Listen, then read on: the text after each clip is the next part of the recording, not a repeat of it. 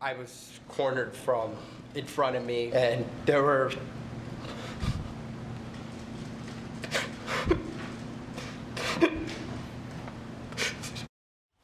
As the trial of Kyle Rittenhouse nears its end, the judge in the case will issue a ruling today on exactly what charges he will allow to be considered. The move potentially opening the door for lesser charges against Rittenhouse as jury members prepare their deliberations. It was an emotional week for the trial, including a very tearful testimony by the defendant himself. And through it all, standing by his side, is his mother, Wendy Rittenhouse. Wendy, welcome to Fox and Friends. As a mom, I can't imagine being in your shoes, watching your son having this very emotional moment where his life is really on the line right there. How are you holding up? Thank you for having me. I'm holding up the best I can. We're staying strong for Kyle. It was a very difficult day for our family and him, and we're getting through it. And Wendy, are you throughout the trial, are you having an opportunity to speak to Kyle and get a sense of how he's holding up? He's a very strong young man, and he has a lot of sport behind him, and he's doing good. You know, Wendy, I think watching this week, many who have followed trials and were a little surprised to see Kyle took the stand. It's not common for a criminal defense defendant to take the stand. Often they choose not to testify. Can you tell us a little bit about that? Why did Kyle decide to do that? Why did he want to get up there and tell his story? He wanted to take the stand, and he wanted to tell what happened to him that night. And I didn't know that he was going to take the stand till that day. And I was scared, but Kyle did a wonderful job, and I couldn't be prouder of him.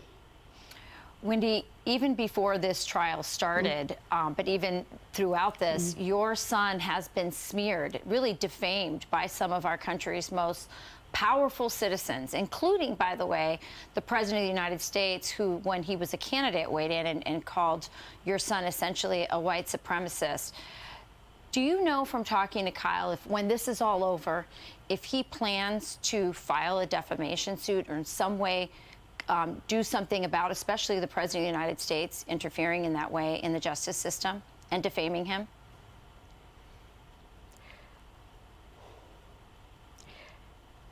Our lawyers are going to handle that.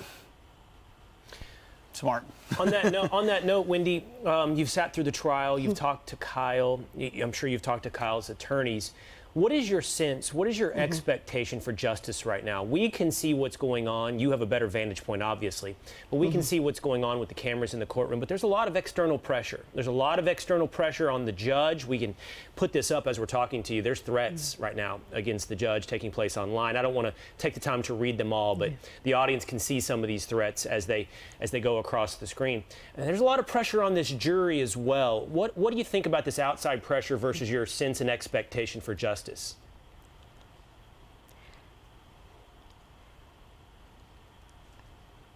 I'm hoping that the outcome is what I expect, a not guilty verdict. But I know there's a lot of people out there who wants my son to be guilty. It's in the hands of the jury, and watching them, they've been taking notes, listening to the truth, and I hope they take that into what the outcome is going to be. Not from the media, not from the President of the United States, not from the celebrities, not from athletes. It's about the truth, and that's all I have to say about that. Well said. It has been a media circus. Your son has been a target. He has been smeared. Do you feel like inside the courtroom, though, inside the confines, you've had a front row seat, as you mentioned, you've seen the jury, you've seen the judge. Do you feel like the process inside that courtroom and the way the judge has handled it has been fair? Yes, like I said before, Judge Schroeder is a fair judge. He does not like the nonsense in the courtroom. And anybody that lives in Kenosha or Kenosha County knows that. And he is a fair judge. And I have respect for that. Wendy, we talked about the judge's threats. Regardless of how this verdict comes back, I'm curious what your personal life has been like. What has life been like outside of that courtroom for you? And maybe, therefore, what can Kyle, if he's found not guilty, expect once he's back in the real world? What has your life been like? Our lives, Kyle and my daughter's lives, and my life, it's been hectic. It's been stressful. Since August 25th, our lives changed. We had to move out of our apartment from death threats, people calling my family, people coming to my apartment. And we have a security that protects us, and hopefully our lives can go back to normal, but it probably won't. And with Kyle, he's enrolled in school, and I just want the best for him and to go on and do what he loves to do, that is taking care of people. Yeah. You know, that is one thing that came out of this. You could tell that Kyle has a heart for wanting to help people and wanting to serve. And even you heard the prosecution try to smear him for effectively stepping in when he was watching society break down around him. Absolutely. You know, Wendy, Yes. I've been listening to legal experts all week long talking about your son's testimony and his own self-defense there. And so many of them have been so impressed with him. And there have been a lot of analysis about why. Some say it's because he's telling the truth, and so he's a good witness because of that. I'm just curious, how proud are you of how he's held up during this? I just can't imagine being his age and having the pressure of the world on him like this. Yeah. I'm very proud of Kyle. He's a very strong, loving young man, has a heart of gold. And if you know Kyle, like everybody that's been around with him in the past year, or even since he was little, all he wanted to do was take care of people.